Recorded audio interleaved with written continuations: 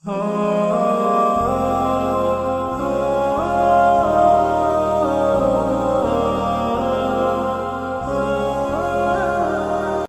الله الرحمن الرحيم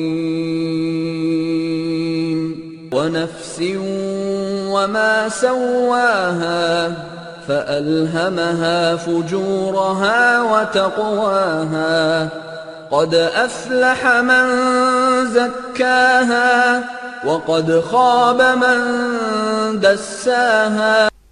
أعوذ بالله السميع العليم من الشيطان اللعين الرجيم. بسم الله الرحمن الرحيم. به نستعين وخير ناصر معين، ثم أفضل الصلاة وأتم السلام على خير خلق الله سيدنا محمد وعلى آل بيت الطيبين الطاهرين وأصحابه المنتجبين، وبعد. إخوة في الدين، أحييكم بتحية الإسلام. يقول السلام عليكم ورحمة الله وبركاته.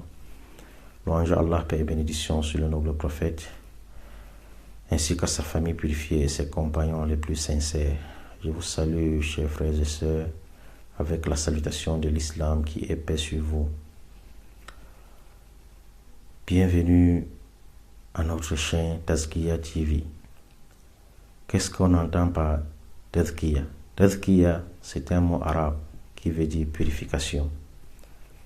Et notre chaîne est intitulée Tazkiya Nafs TV, c'est-à-dire la purification de l'âme. Comme vous le savez très bien, l'âme, c'est ce qui fait l'homme, c'est le moi. Allah dit dans le Saint-Coran, Ba'da ta'awidh wa basmala, wa nafsin wa ma sawaha fa alhamaha fujuraha wa taqwaha qad aflaha man zakkaha wa qad khaba man dassaha. Allah jure par l'âme et celui qu'il l'a harmonieusement façonné. Fa'alhamaha fujuraha wa taqwaha. Allah dit, il a façonné l'âme et il a enseigné le mal et il a aussi enseigné la piété. Qad aflaha man zakkaha. A réussi celui qui la purifie, celui qui purifie cette âme, et est perdu celui Mandasaha, c'est lui qui la souille, c'est lui qui souille cette âme, c'est lui qui la salit, est perdu directement.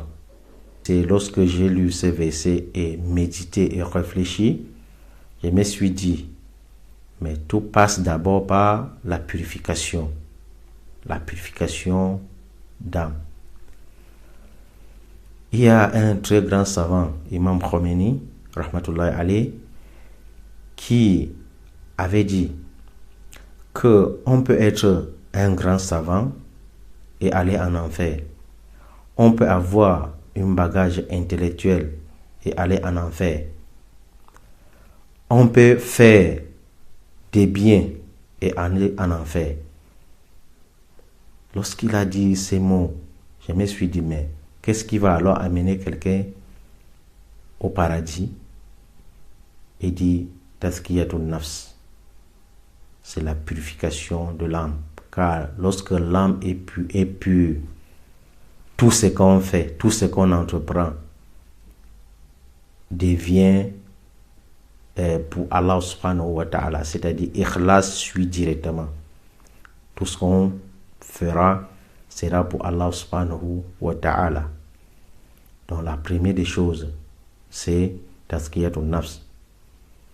Allah dit dans un autre verset, بعد تعويذ وبسملة هو الذي بعث في الأميين رسولا منهم يتلو عليهم آياته ويزكيهم ويعلمهم الكتاب والحكمة.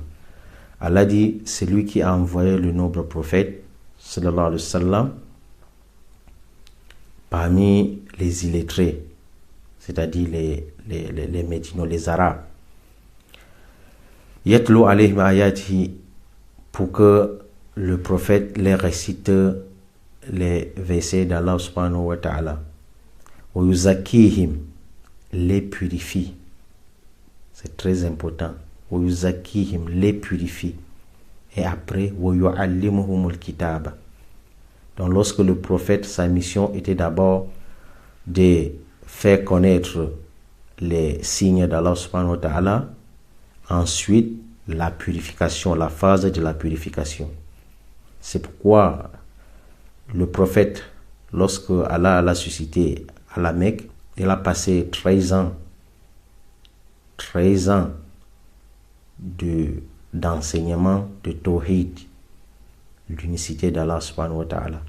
Il n'y avait pas encore la pratique. C'était d'abord de connaître Allah. C'était la phase de la purification.